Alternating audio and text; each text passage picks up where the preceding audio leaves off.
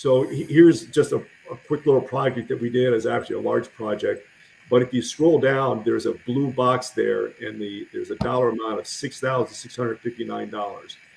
That is a rebate that comes back specifically to the owner. So those are hard dollars that come back to you.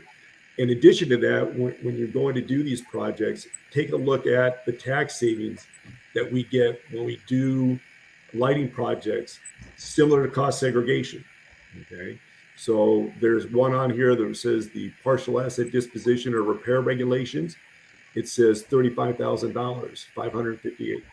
What that is, the IRS allows you to expense the year a project is done, the old products that you're throwing away that still has a useful life. And then we get bonus depreciation for new products going in. Okay. When we add those two tax pieces together, that's 50% of the project cost. In addition to the utility rebates, in addition to energy savings that you normally get from converting from old technology to new technology. So lots of different things that you can think about. You can definitely go down to Home Depot and buy those items.